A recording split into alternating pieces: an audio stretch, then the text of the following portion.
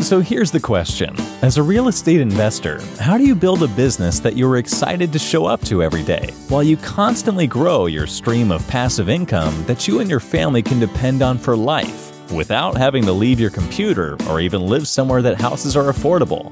That's the question, and this podcast will give you the answers. Welcome to the Virtual Real Estate Investing Podcast with your host, Brian Elwood.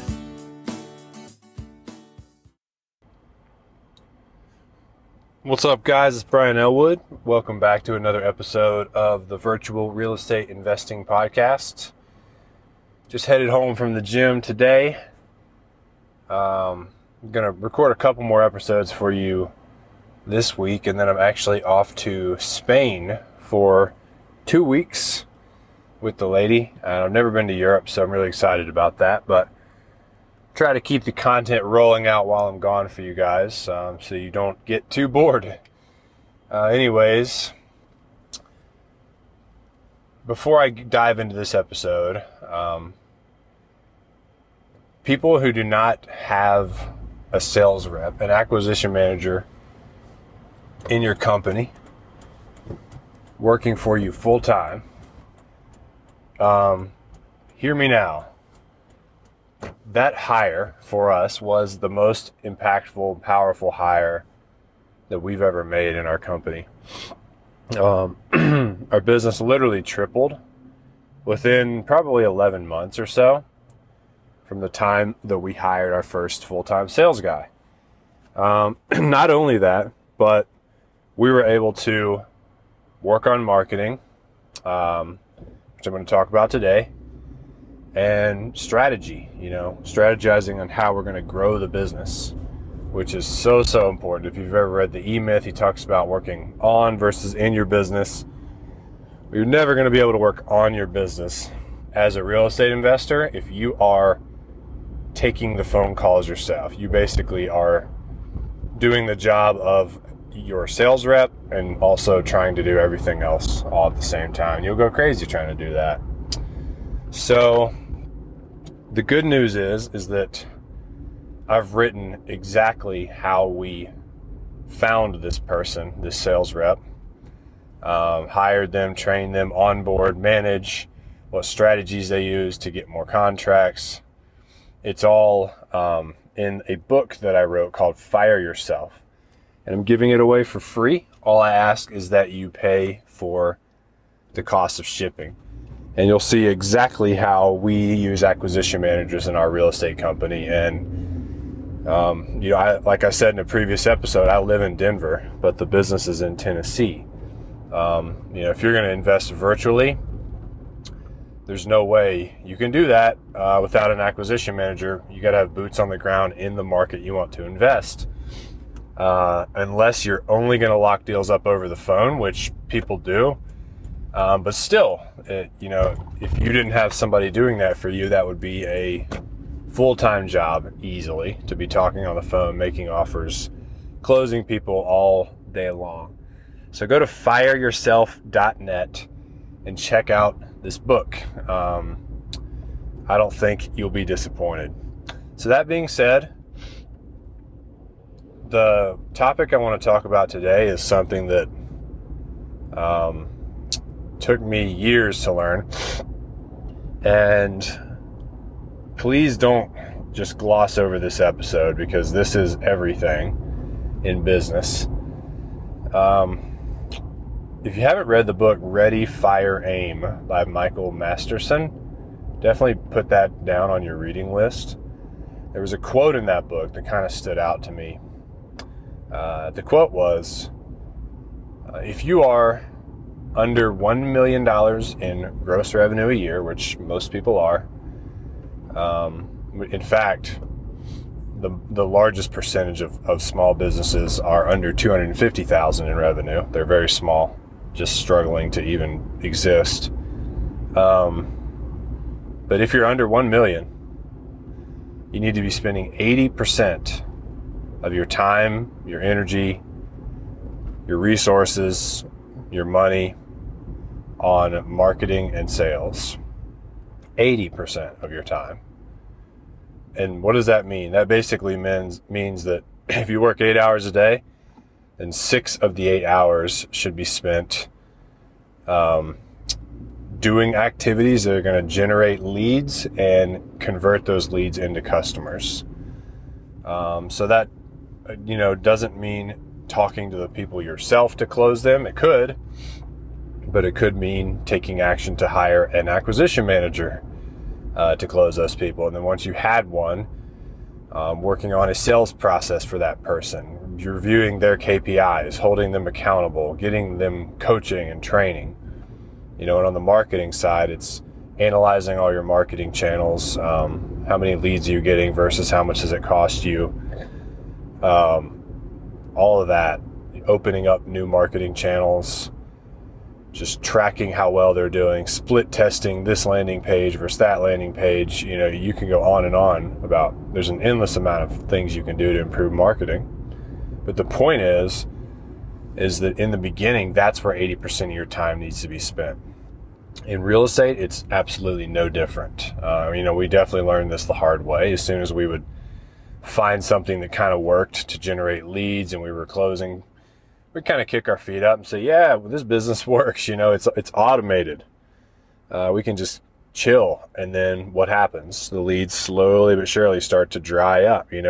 What's working for you it runs out. Like any one thing only works for so long. You have to keep tweaking it and making it fresh in the eyes of the customer. So, if I was starting my business over again today, and let's say, I had at least a little bit of money to hire a couple of people, like I didn't have to do it all myself, I would hire 3 people.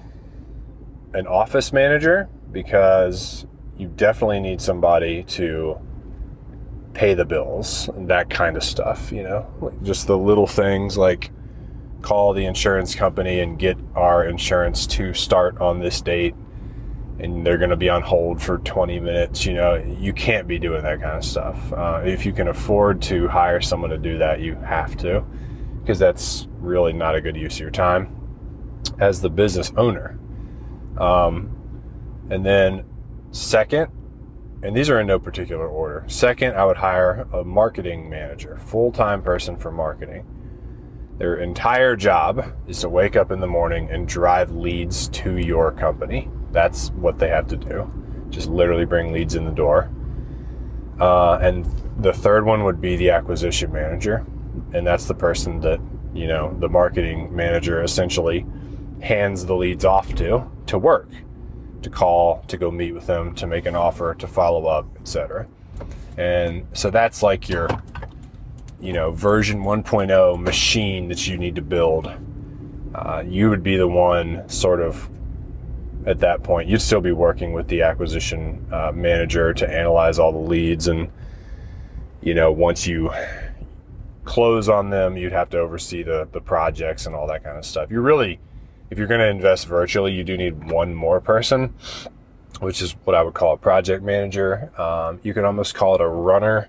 It's just someone that goes to the properties and takes pictures and videos regularly and sends them back to you. You could use your acquisition manager for that. There's really no reason you couldn't in the early stages.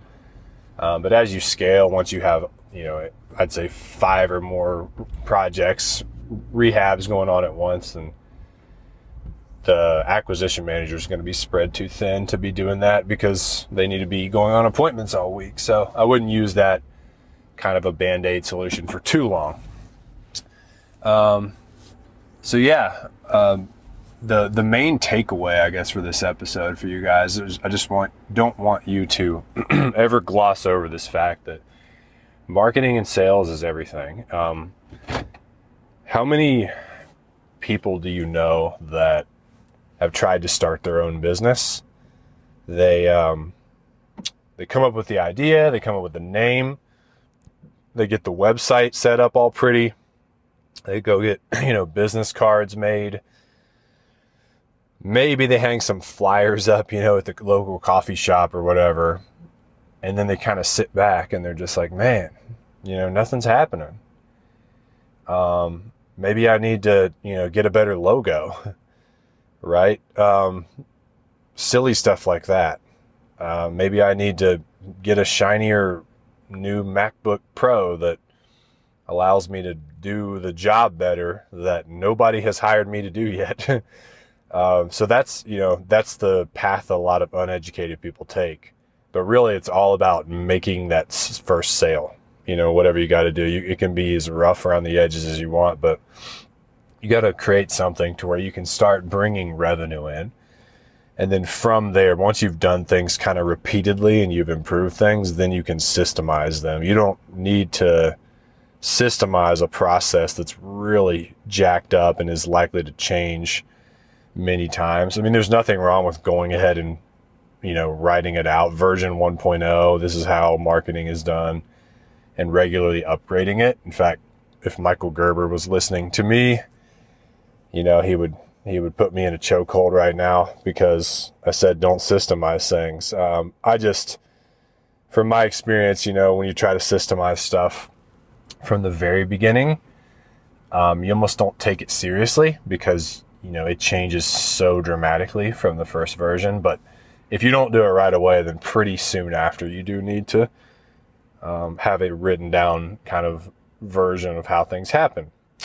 But I'm going off on a tangent here. The main takeaway from this episode, guys, and this is what you hear the sharks on Shark Tank say, and all of the best business gurus out there, is that when you sit down to work and you're under $1 million in revenue, 80% of your time, so that should be 4, 5, 6 hours at a minimum every day, are spent on marketing and sales. How do you bring more leads in a cost-efficient way, and what are you going to do to close those people? If you do that, you'll eventually figure out how to bring people in to your company, how to convert people, and then from there, you essentially will have your finger on the dial of your business's growth. If you can predictably bring in leads and convert them to sales. Businesses are, a math problem at the end of the day. Doesn't sound very sexy, right? What feels fun is to say, oh, I got this cool business idea and I'm going to do this and it's going to be awesome, man. But at the end of the day, mature businesses, they face reality. And reality is that there's a thing called customer acquisition cost. There's a thing called lifetime value of the customer, and you have to be able to bring in customers first of all, and then you have to also look at what it's costing you to bring them in. If it's costing you $3,000 to bring in one customer, which that's probably about what it costs us, but one customer usually makes us about 20 because we flip their house, so it's a big profit chunk we make on the back end, so that's acceptable. But it might cost you $10,000 to bring in a customer and you're only making $10,000 in profit per customer you bring in.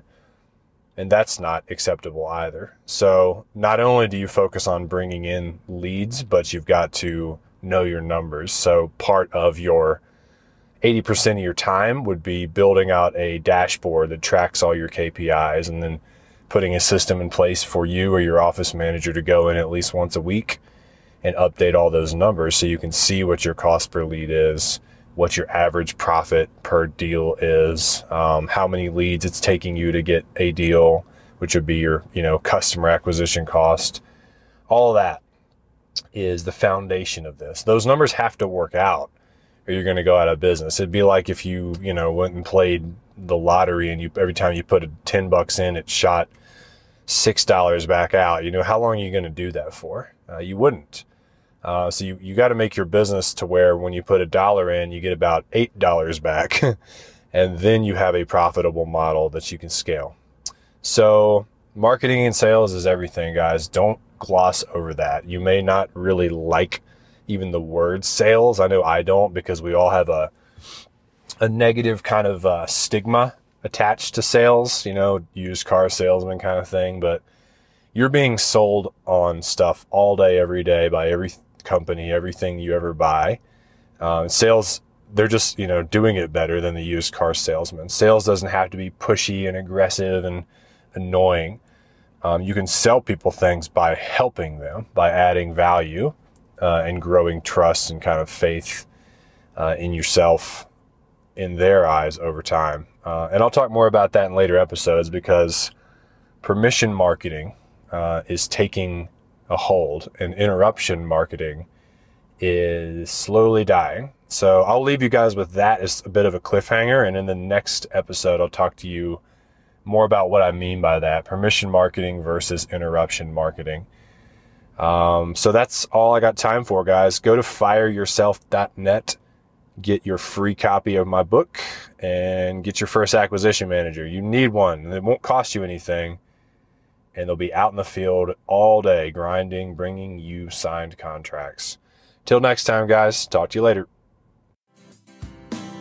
Want more? Get your free copy of Brian's book that is changing real estate businesses everywhere. Just go to www.fireyourself.net. Also, register for your free virtual real estate investing online masterclass at virtualinvestingclass.com.